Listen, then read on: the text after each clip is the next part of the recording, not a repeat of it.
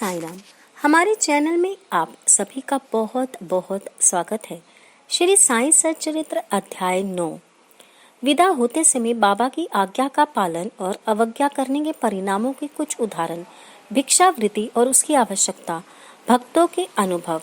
गत अध्याय के अंत में केवल इतना ही संकेत किया गया था कि लौटते समय जिन्होंने बाबा के आदेशों का पालन किया वे सकुशल घर लौटे और जिन्होंने अवज्ञा की उन्हें दुर्घटनाओं का सामना करना पड़ा।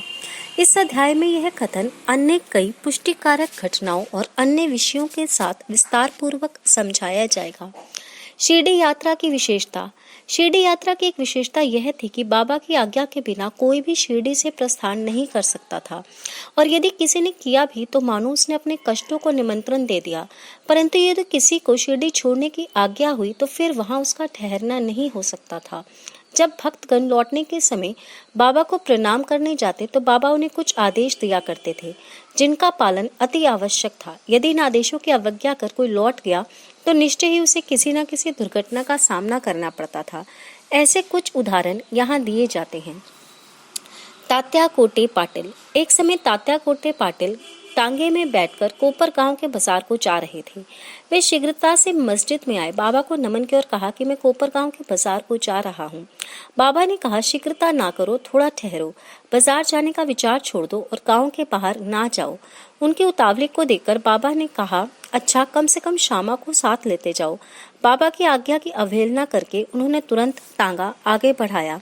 टांगे के दो घोड़े में से एक घोड़ा, जिसका मूल्य लगभग 300 रुपये था, अति चंचल और दूरगामी था। रास्ते में सांवली विहिर ग्राम पार करने के पश्चात ही वह अधिक वेग से दौड़ने लगा। अकस्मात ही उसकी कमी में मोच आ गई और वह गिर पड़ा। यद्यपि तात्या को अधिक चोट तो न आई, परंतु उसने अपनी साईं माँ के आदेशों की स्मृति अवश्य हो आई। एक अन्य अवसर पर कोल्हार ग्राम को जाते हुए भी उन्होंने बाबा के आदेशों की अवज्ञा की थी और ऊपर वर्णित घटना के समान ही दुर्घटना का उन्हें सामना करना पड़ा था। एक यूरोपियन महाशय।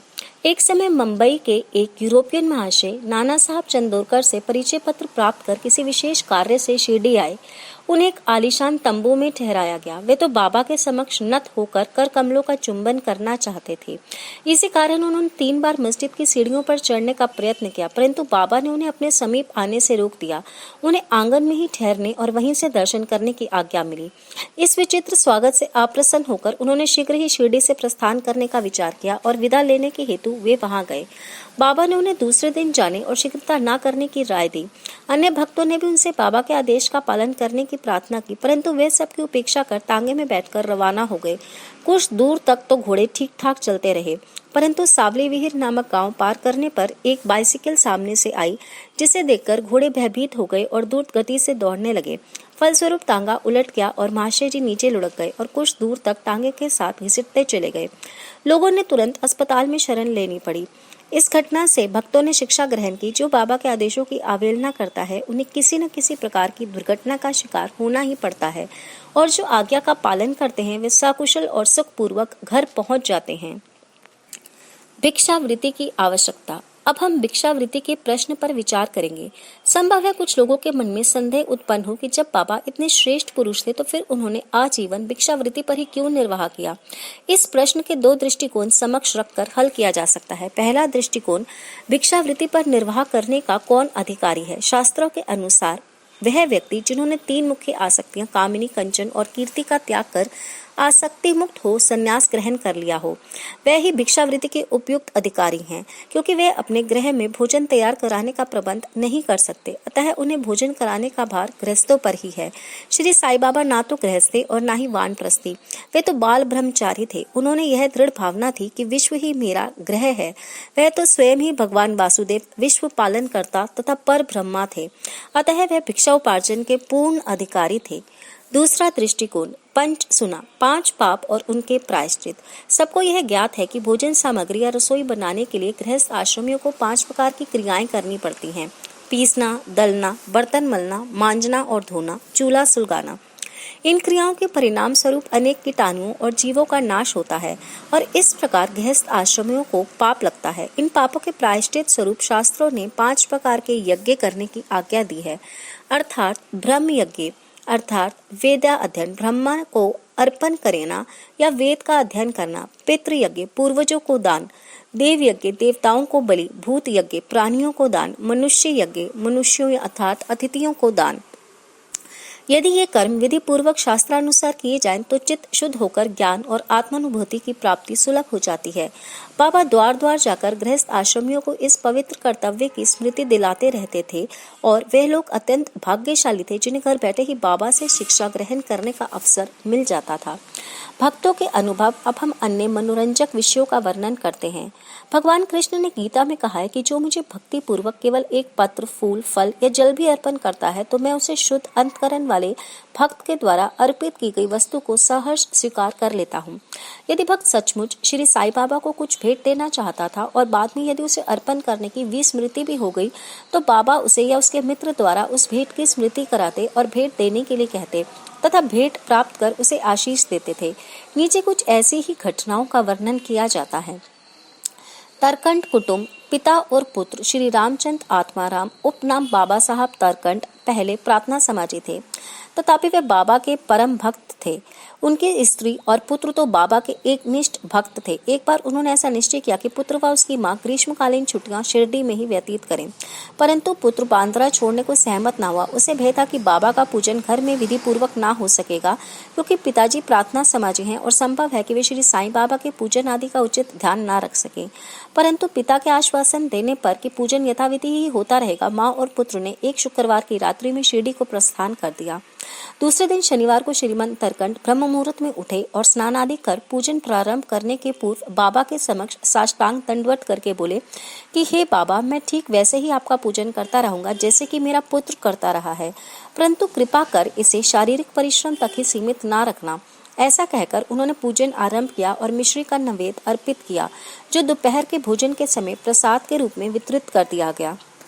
उस दिन की संध्या तथा अगले दिन इतवार भी निर्विघ्न व्यतीत हो गया। सोमवार को उन्हें ऑफिस जाना था, परंतु वह दिन भी निर्विघ्न निकल गया। श्री तरकंठ ने इस प्रकार अपने जीवन में कभी भी पूजा ना की थी। उनके हृदय में अति संतोष हुआ कि पुत्र को दिए हुए वचन अनुसार पूजा यथाक्रम संतोष पूर्वक चल रही है। अगले दिन मंगलवार को सदैव की भांति उन्होंने पूजा की और ऑफिस को चले गए। दोपहर को घर लौटने पर जब वे भोजन को बैठे तो थाली में प्रसाद न देखकर उन्होंने अपने रसोइये से संबंध में प्रश्न किया। उसने बतलाया कि आज भी स्मृतिवश में नैवेद्य अर्पण करना भूल गए हैं। यह सुनकर वे तुरंत अपने आसन से उठे और बाबा को दंडवत कर क्षमा याचना करने लगे तथा बाबा से उचित पथ प्रदर्शन न करने तथा पूजन को केवल शारीरिक परिश्रम तक ही सीमित रखने के लिए उल्हाना देने लगे। उन्होंने संपूर्ण घटना का विवरण अपने पुत्र को पत्र द्वारा कुचित किया और उससे प्रार्थना की कि वह पत्र बाबा के श्री चरणों में रखकर उनसे कहना कि वह इस अपराध के लिए क्षमा प्रार्थी हैं। यह घटना बांद्रा में लगभग दोपहर को हुई थी और उसी समय शिरडी में जब दोपहर की आरती प्रारंभ होने ही वाली थी कि बाबा ने श्रीमन तारकंठ से कहा कि माँ, मैं कुछ भोजन पाने के विचार से तुम्हारे घर बांद्रा गया था। द्वार पे ताला लगा देखकर भी मैंने किसी प्रकार गृह में प्रवेश किया, परंतु वहां देखा कि श्री तारकंठ मेरे लिए कुछ भी खाने को नहीं रख के गए हैं। अतः आज मैं भूखा ही लौट आया। किसी को भी बाबा के वचनों का भी प्राय समझ में नहीं आया, परंतु उनका पुत्र जो समीप ही खड़ा था सब कुछ समझ गया कि बांद्रा में पूजन में कुछ तो त्रुटि हो गई है। इसलिए वह बाबा से लौटने की अनुमति मांगने लगा, परंतु बाबा ने आज्ञा ना दी और वहीं पूजन करने का आदेश दिया। उनके पुत्र ने शिरडी में जो कुछ हुआ उसे पत्र में लिखकर पिता को भेज दिया और भविष्य में पूजा में सावधानी बरतने के लिए विनती की। दोनों पत्र डाक द्वारा एक दूसरे दिन दोनों पक्षों को मिले। क्या यह घटना आश्चर्यपूर्ण नहीं है? श्रीमत तरकंठ। एक समय श्रीमती तरकंठ ने 3 वस्तुएं अर्थात भरता यानी मसाला मिश्रित भुना हुआ बैंगन और दही काचार्या, बैंगन की गोल टुकड़े घी में तले हुए और पेठा बाबा के लिए भेजी। बाबा ने उन्हें किस प्रकार स्वीकार किया इसे अब देखेंगे।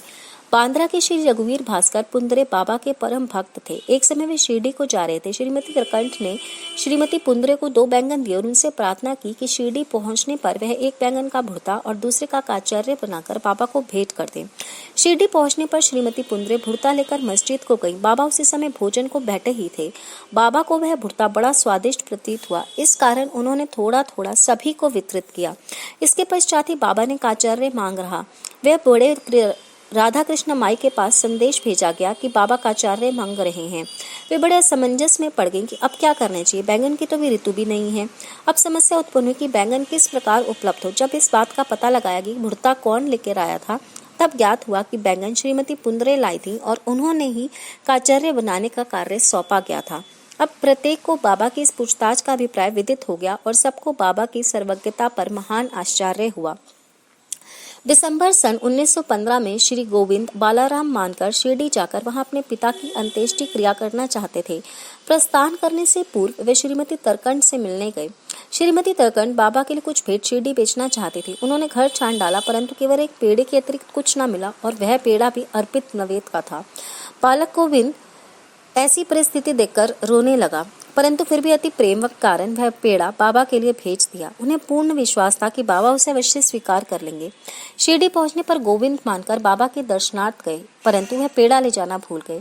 बाबा यह सब चुपचाप देखते रहे, परंतु जब वे पुनः संध्या समय बिना पेड़ा लिए वहां पहुंचे तो फिर बाबा शांत न रह सके और उन्होंने पूछा कि क्या तुम मेरे लिए कुछ लाए हो? उत्तर मिला, कुछ नहीं।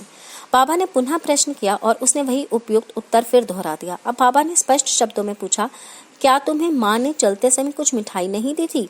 अब उसे स्मृति हो आई और अब वह बहुत ही लज्जित हुआ तथा बाबा से क्षमा याचना करने बाबा ने तुरंत ही पेड़ा खा लिया। वह दौड़कर शीघ्र ही वापस गया और पेड़ा लाकर बाबा के सम्मुख रखा। बाबा ने तुरंत ही पेड़ा खा लिया। इस प्रकार श्रीमती तरकंड की भेंट बाबा ने स्वीकार की और भक्त मुझ पर विश्वास करता है, इसलिए मैं स्वीकार कर लेता हूँ। यह भगवत वचन सिद्ध हुआ।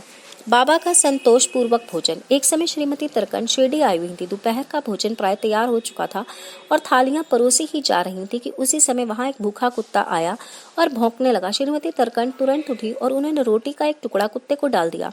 कुत्ता बड़ी रुचि के साथ उसे खा गया। संध्या के समय जब वे मस्जिद में जाकर बैठी तो बाबा ने उनसे कहा, माँ, आज तुमने बड़े प्रेम से मुझे खिलाया। मेरी भूखी आत्मा को बड़ी सांत्वना मिली है।